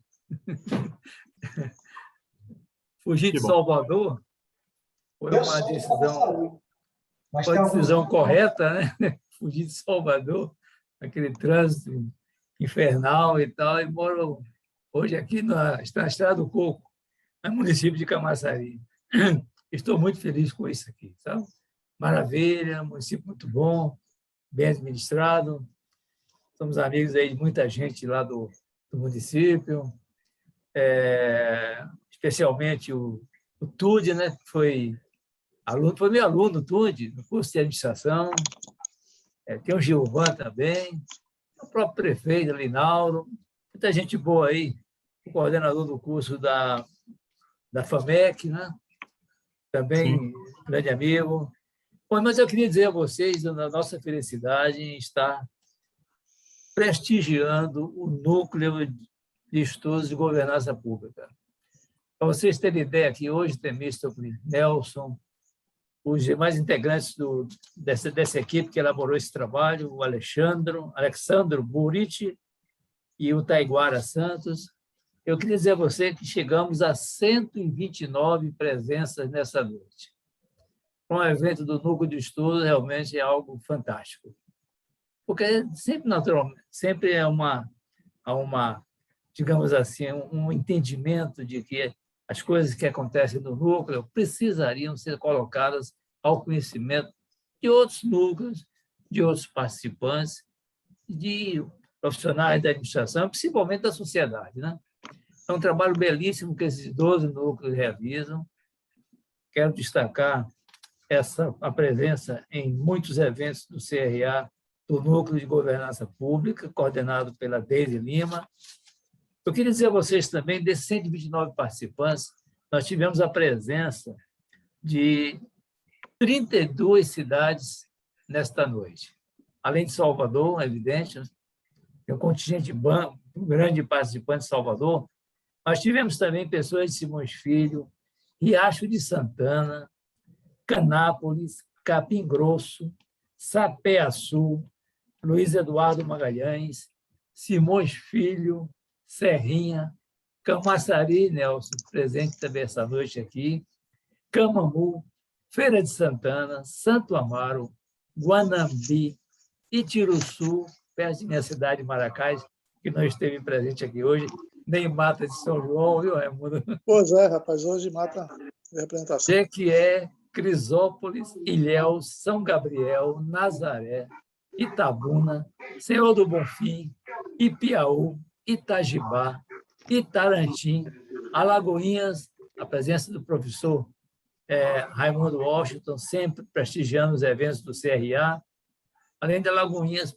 Una. E vamos lá, de outros estados da federação, nós tivemos presença de Belém do Pará, Olinda, em Pernambuco, São Luís, no Maranhão, Aracaju, em Sergipe, e Belo Horizonte, em Minas Gerais. Repara como nós estamos com essas plataformas digitais percorrendo muitas cidades brasileiras e, às vezes, até de outros países. Tem acontecido também presença de pessoas de outros países. Então, essas redes sociais permitem muito isso. E, naturalmente, para o CRA, é da maior importância esse projeto, porque nós estamos... É uma decisão da nossa presidente, a professora e administradora Maria da Graça Petiá, esse processo de interiorização do CRA. As pessoas do interior do Estado reclamavam muito, porque os eventos eram muito restritos, digamos assim, à capital do Estado. Eram dificuldades de você, digamos assim, deslocar instrutores para... A Bahia, como a Deise disse inicialmente, são 417 municípios. É impossível você estar nesses municípios todos, mas as plataformas digitais permitem isso. Então, nós estamos muito felizes com esse trabalho de interiorização, cada vez mais isso acontece.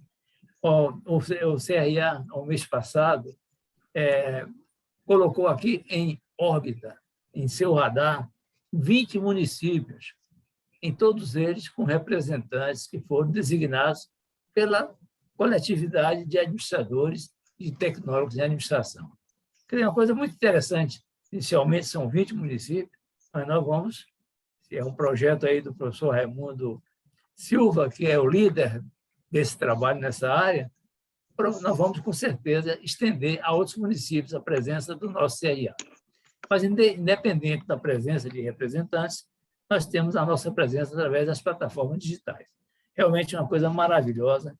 Nessa noite de 30 de agosto, uma segunda-feira, 18h30, 129 pessoas presentes, mais de 300 se inscreveram, mais 129 presentes aqui nessa noite.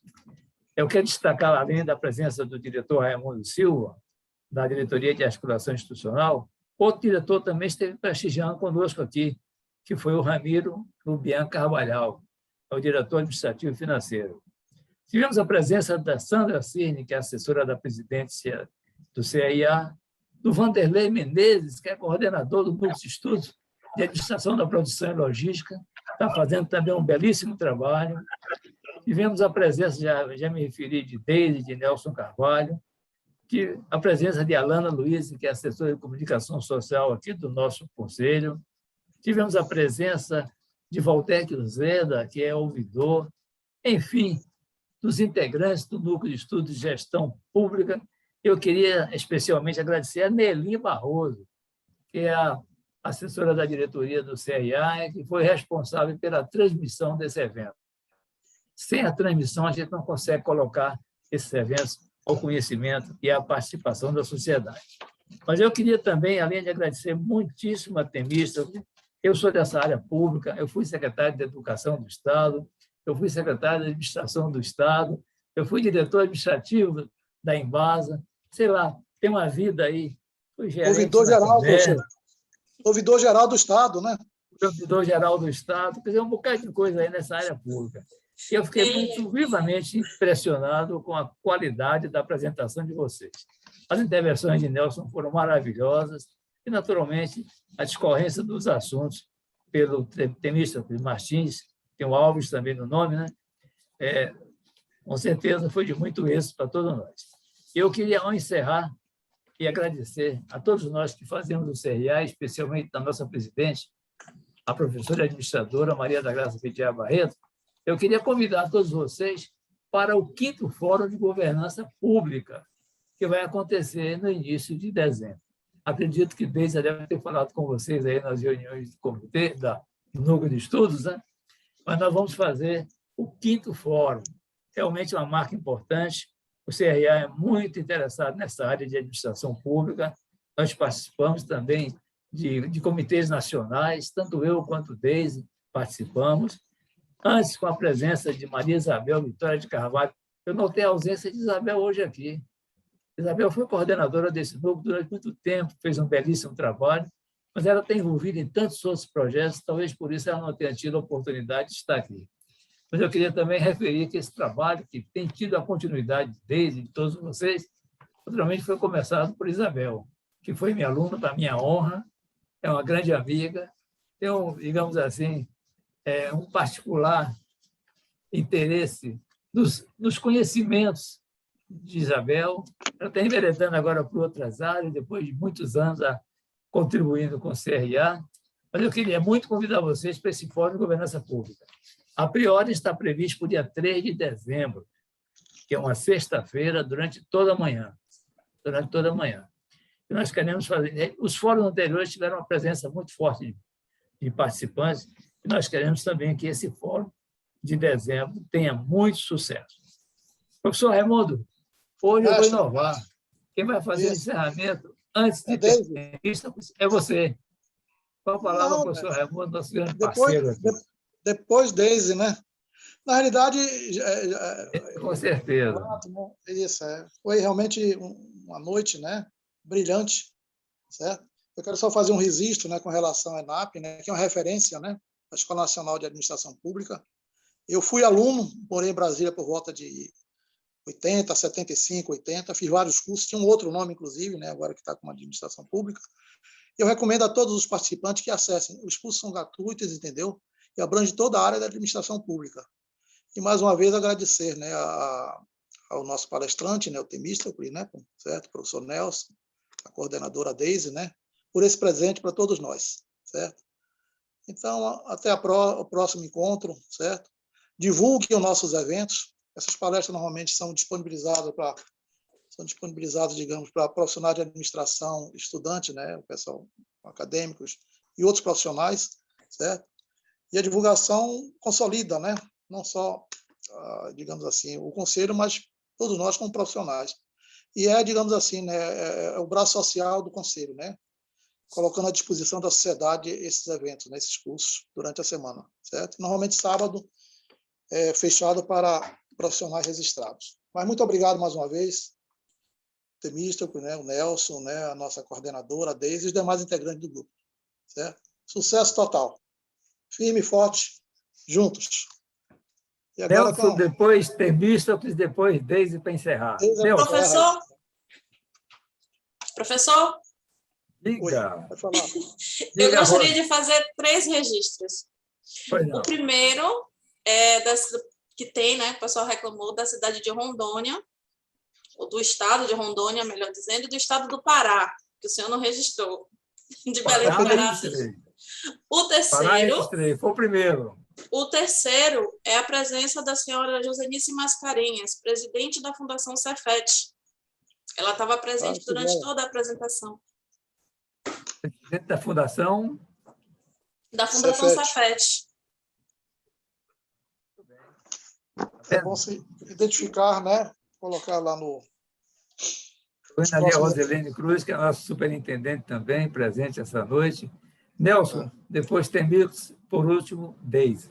Queria agradecer, professor Edilson, pela oportunidade, né? Assim, nós temos, nesse momento de pandemia, nós acabamos resistindo, né, de forma, graças a Deus, desse momento tão doloroso para a sociedade brasileira e para o mundo, né? E a gente começa a ver uma nova plataforma digital surgindo, a possibilidade de uma comunicação mais próxima, com distanciamento e uma segurança, mas com a transmissão de conhecimento muito avançada, né? Nós ficamos muito tempo perdidos no alcance da barreira do presencial, né? É claro que a gente não pode eliminar aqui a questão de relacionamento social dentro de um evento, mas hoje a gente consegue entender que muita coisa foi feita nesse período de crise, né?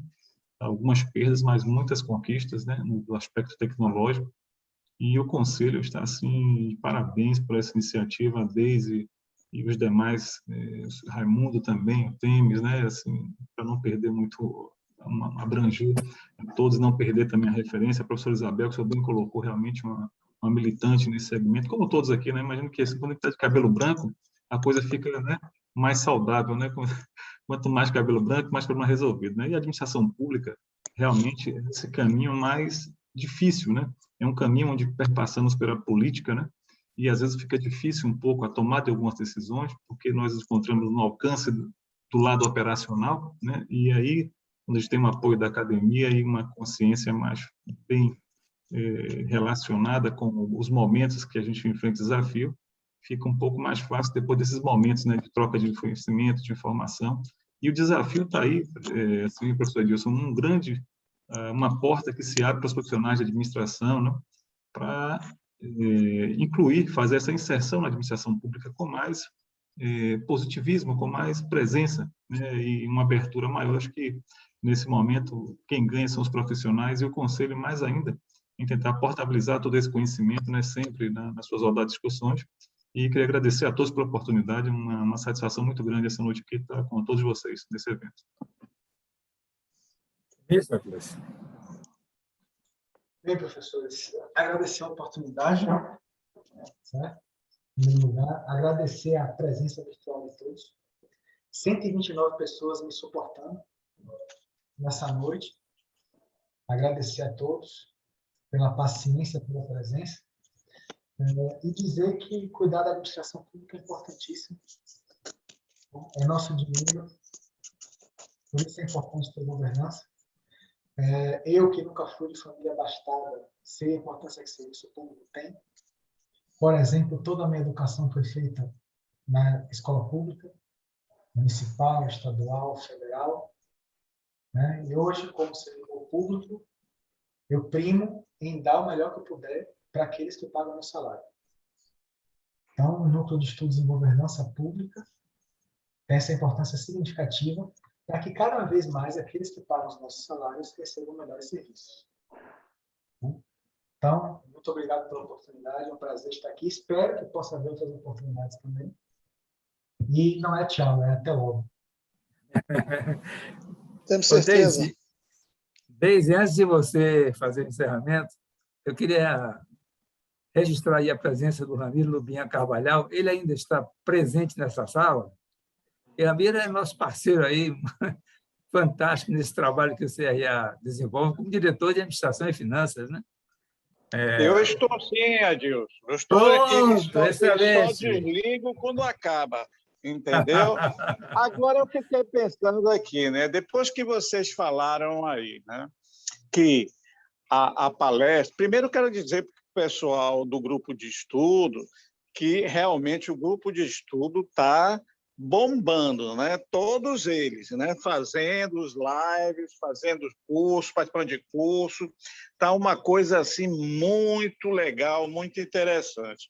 Mas eu fico aqui pensando, quando termina está terminando esses eventos, que vocês colocam a abrangência das nossas lives e dos nossos cursos. E aí seria até assim, admissível, não, mais ou menos acessível que a gente expanda isso para o interior do Estado. Mas, a partir do momento que a gente rompe as fronteiras do Estado e vai para outro Estado, eu fico pensando, se não é o caso... Desculpe, não sei se estão me ouvindo, mas aqui deu um pane total. Muito bom, muito bem. Está ouvindo?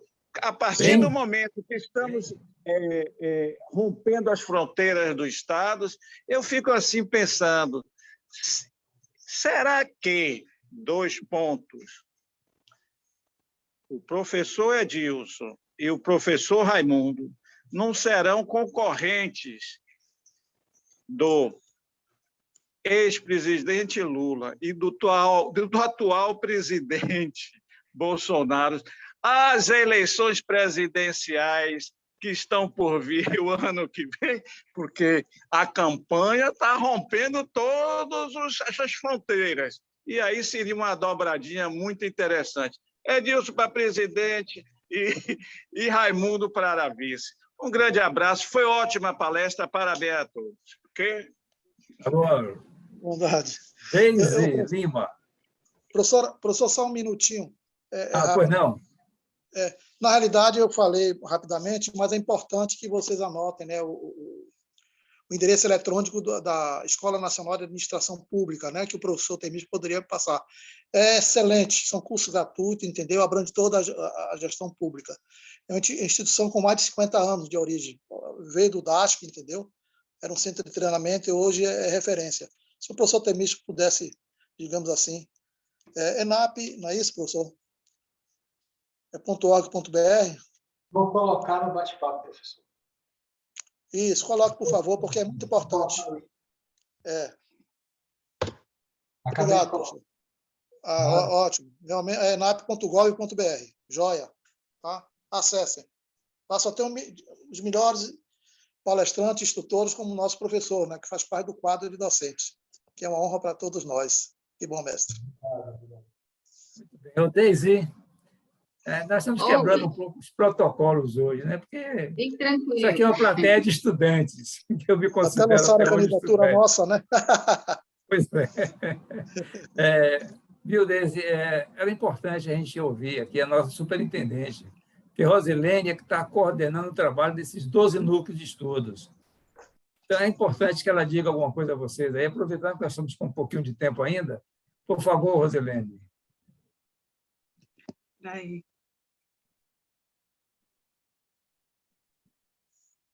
Rosilene já Vai, diga. Ela caiu, mas ela já está retornando. Foi coordenadora do Núcleo de Estudos de Empreendedorismo e Inovação. Vocês estão me ouvindo bem? E aí foi cooptada para assumir a superintendência do Conselho, né? Está fazendo um trabalho brilhante aí, com certeza. Vocês me ouvem bem? Muito bem. Gente, nós muito estamos vivendo, né? É alguma coisa que eu toquei aqui no celular, pessoal, e não está saindo agora a imagem, mas eu quero parabenizar o grupo, dizer que essa noite foi uma noite muito rica, muito significativa de conteúdo, e a gente está muito feliz com esses espaços, com essa troca, com essa riqueza que os núcleos têm proporcionado. Parabéns a Deise, parabéns a todo o grupo, ao Temístocles, né, que fez uma brilhante palestra, e dizer que estamos à disposição, feliz de ver muita gente conhecida aqui, professora Joselice, uma grande amiga e parceira, administradora. Então, assim, dizer que esse é o caminho, pessoal, dizer a vocês que continuem assim, expandindo cada vez mais esse conhecimento. Tem muita gente experiente no núcleo e que pode trazer muito, não só conteúdo teórico, mas conteúdo prático, vivencial, que é isso que vocês estão trazendo para todos nós e podendo expandir isso, não só para Salvador, né? Para os outros municípios, para o Brasil, porque com a tecnologia a gente tem tido essa oportunidade. Então, muito obrigada a vocês, obrigada aí também, professor Edilson, pelo espaço, né? Professor Edilson, professor Raimundo, professores, diretores também, e a grande equipe, né? O nosso diretor aí, Ramiro, que já falou, enfim, Sandra, que está aí também, tem uma grande equipe por trás desse trabalho também, apoiando e vibrando com tudo isso. Uma boa noite a todos, viu? E obrigada. Olá. E aí, Deise? Pronto. Pegando aqui a fala do nosso diretor Ramiro, já tem meu voto, viu, professor Edilson? Professor Edilson aí com o professor Raimundo, já tem meu voto. Nada. Eu gostei dessa proposta do Ramiro, gostei muito. Nada. Preferimos ficar aqui no CRA melhor, ter menos problemas. Mas eu queria também dizer uma coisa, viu, Deise? Deise, eu esqueci de uma coisa imperdoável. No próximo dia 2, quinta-feira, às 19 horas, nós teremos uma roda de conversa aqui, Caminhos Baianos rumo à Indústria 4.0. É uma iniciativa do Núcleo de Estudos de Administração da Produção e Logística, que é coordenado pelo professor e administrador Vanderlei Menezes. Vanderlei está presente aqui hoje, não sei se ele está na sala, mas nós vamos ter no dia 2, quinta-feira, vocês podem se inscrever. Estou presente sim, professor. Estou presente. Vocês poderão se inscrever pelo Simpla para esta noite, essa roda de conversa maravilhosa. Eu vou só falar aqui e vou dar a palavra a Vanderlei.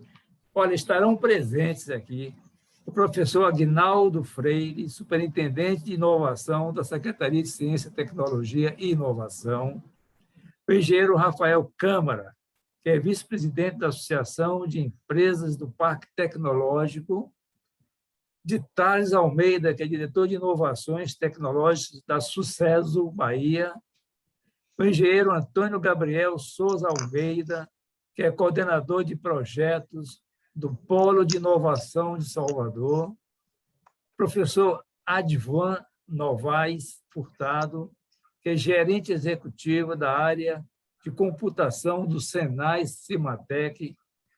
Todos esses estarão sendo moderados pela engenheira Cristiane Leite e presente também, contribuindo com todo esse trabalho, o administrador Vanderlei Menezes. Como eu disse, é coordenador do Núcleo de Estudos em Administração da Produção e Logística. Então, antes de Deise, vamos prestigiar este núcleo e o próximo evento, e gostaria de ouvir aí o Vanderlei Menezes. Vanderlei, por favor. Palavra professor, sua. Obrigado, né? Agradecer, parabenizar, né? Esse tema importantíssimo que foi tratado hoje aqui. Realmente, eu também, grande parte da minha vida, trabalhei em uma grande empresa de sociedade mista e na área de licitações, e sei como é um desafio muito grande, né? Você realizar esse tipo de atividade, e realmente foi um aprendizado muito grande aqui, muita coisa nova aqui que eu estou aprendendo com vocês, queria agradecer, né? Agradecer também a divulgação que está sendo feita do nosso evento, tá certo? Do Caminhos Baianos rumo à Indústria 4.0, que, na verdade, é uma forma que a gente tem de poder discutir, né, essa transformação digital, não somente para o mundo das grandes empresas, mas também para o mundo das médias e pequenas empresas, né? Nós temos tantas empresas aí que querem se transformar, querem utilizar das novas tecnologias e, muitas vezes, nem conhecem, nem sabem das oportunidades que existem. Então, nós juntamos aí esse time aí de profissionais que trabalham nessa área de tecnologia e de gestão aqui na Bahia. E na quarta-feira, e no dia 2, nós vamos estar discutindo, tá certo? Vamos estar experimentando, conhecendo e fazendo essa pergunta, certo? Até que ponto as nossas indústrias, sejam elas pequenas, médias e grandes, estão em um nível de maturidade de indústria 4.0. Então, convido todos vocês a estarem presentes e muito obrigado. Ok. Deise. E terminamos com Nelly Barroso, viu, Deise? Que era responsável por essa transmissão aqui hoje. Diga, Deise. Pronto, eu só quero agradecer a presença de todos, até o final também. Ainda estamos aí com 98 participantes, né? E falar que eu fico muito feliz com o rumo que o Núcleo tem tomado, né? Com as pessoas que estão nele, são pessoas muito comprometidas, profissionais assim, de alta competência, como os meninos que vocês viram hoje aí, o Temes e o Nelson. Então, assim, se tiver interesse, como eu falei no início, em participar do nosso núcleo, não só o de governança pública, né? Mas, como o professor Edilson iniciou falando, são 12 núcleos, então, assim, são 12 possibilidades diárias para a gente poder se aperfeiçoar a cada dia com novas discussões. Então, assim, a cada encontro, a gente aprende uma coisa. Eu tinha falado da frase do Isaac Newton, né? Que o nosso conhecimento é uma gota, o que a gente sabe é uma gota, o que a gente não sabe é um oceano. Então, assim, nessa linha, convido todos que têm interesse em participar das nossas discussões, contribuir também, que venham com a gente, entre em contato com o CRA, que nós estamos aí de portas abertas. Tá? Vou agradecer mais uma vez e pedir a Nelly que tire aquela famosa foto, né, Nelly? Não esqueça da gente, não, por favor. Agradecer aos diretores que participaram também, né, conosco, e principalmente aos integrantes do núcleo, que eu vi aqui vários aqui, quando eu estava passando, vários integrantes participando aqui conosco. E, assim, dizer também que nós temos outras temáticas que são discutidas no núcleo, tá? Então, talvez tenhamos aí outros eventos com as temáticas que a gente tem discutido nos nossos encontros no núcleo de estudos. Muito obrigada e boa noite. Deise, tem duas coisas mais que eu esqueci, mas não posso deixar de falar com vocês. Eu convidei para o evento do dia 2 de setembro, né? Sobre rumo aqui da Bahia em relação à indústria 4.0. Tudo bem, mas nós vamos ter no dia 9 o dia do administrador, que como não é somente administrador, são também os tecnólogos, então o Conselho Federal chama de Dia do Profissional da Administração. Dia 9 de setembro, 19 horas, nós teremos 3 brilhantes administradores aqui, com experiência, que vão discutir, vão nos dar informações a respeito da história de vida deles. Eles vão mostrar o sucesso que eles tiveram, eventualmente algum fracasso, que todo mundo tem também seus momentos de fracasso, né? Então, dia 9 vai ser uma noite maravilhosa, vocês estão convidados para participar, também virtual, também pelo Simpla Zoom. Eu espero que nós tenhamos aí nessa noite, provavelmente, uns 300 a 400 participantes. Vocês todos estão convidados para isso. Não vou dizer quem são os administradores, não quero deixá-los, digamos assim, na curiosidade, quem são esses 3 maravilhosos aí que vão contar a sua experiência como administradores de empresa. Bom, e também do setor público, porque 2 deles são também acadêmicos, etc. Agora, eu queria... O último convite seria o do EMBRA, Deise. Nós vamos ter um Encontro Brasileiro de Administração, é o 27º, é um evento nacional, é um evento de responsabilidade do Conselho Federal de Administração, e a cada 2 anos acontece em algum estado da federação. Esse ano, para a felicidade, vai ser aqui na Bahia. Pelos problemas de pandemia, ele vai ser totalmente virtual. Mas nós vamos ter a presença não só dos baianos, como também gente do Brasil todo, gente também de outros países que vão estar presentes aqui nesse EMBRA, Encontro Brasileiro de Administração. É do dia 6 ao dia 8 de outubro. Coloquem na agenda. Vocês vão poder também se inscrever para participar, porque essa participação é necessária, a inscrição, para nós podermos conceder o certificado, que pode não ser muito útil para nós já profissionais e tal, mas que é de muita utilidade para os acadêmicos de administração, porque eles utilizam esses certificados como complementação de atividades. Então, isso é muito importante, eles disputam muito isso aí, e nós temos esse modelo que foi desenvolvido e que permite que nós façamos a inscrição, que nós façamos o controle de presença, que nós façamos a emissão do certificado. O CRA existe a presença mínima de 75% da carga horária. Então, de 6 a 8 de outubro, Encontro Brasileiro de Administração, e dentro dele nós vamos ter uma vertente que está sendo coordenada pela Deise. Deise, fala um pouquinho disso aí. É um trabalho maravilhoso que está sendo desenvolvido, porque é um evento nacional, a responsabilidade nossa é muito grande, e nós estamos com a equipe aí trabalhando, fazemos reuniões quinzenais, às vezes até semanais, discutindo o conteúdo desse EMPRA.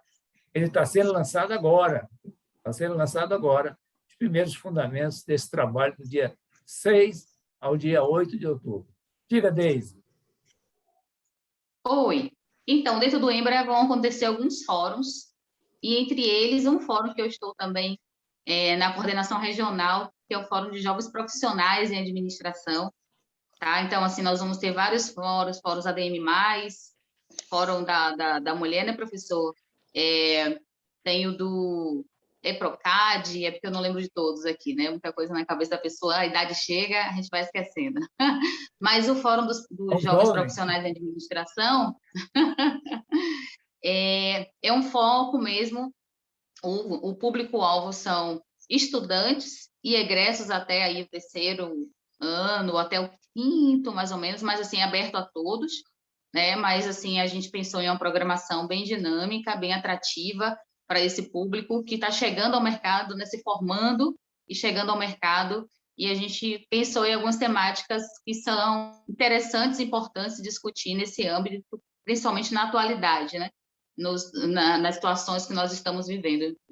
Vocês vão gostar, viu? Não só do Fórum dos Jovens Profissionais, mas também dos outros fóruns. Assim, a programação foi pensada de forma muito cuidadosa e detalhista para atender aí as demandas de todas as áreas. Então, como o professor Edilson falou, convido todos vocês a participarem do EMBRA e especialmente dos fóruns que vão acontecer dentro do EMBRA. Bem. Ok. Eli, a foto e o encerramento. Então, eu gostaria de pedir para todos que forem possíveis abrirem as câmeras para a gente tirar a foto, para mandar para o núcleo, para ficar o registro. Muito obrigada, Nelly. Nada. Todo mundo abriu, deixa eu conferir. Aqui na primeira sala está ok. Ele reapareceu, o Vanderlei está ali. Pessoal. Alinalva, sempre com um sorriso bonito. Pronto. O Ramiro também ali. Vamos tirar, então. Ana Chagas, Roger Curvelo, Lidiane Rocha. Professor, o senhor vai sair falando na foto. Bota um sorriso. Sheila Briano, Wolfram Ganf, porque essas pessoas precisam ser mencionadas, porque a razão desse trabalho são essas pessoas. Né? Claro. Diga. Obrigada, professor Edilson. O senhor com um sorriso. Muito precioso. Pronto. Pronto. Pronto. É outra tela. Próxima tela.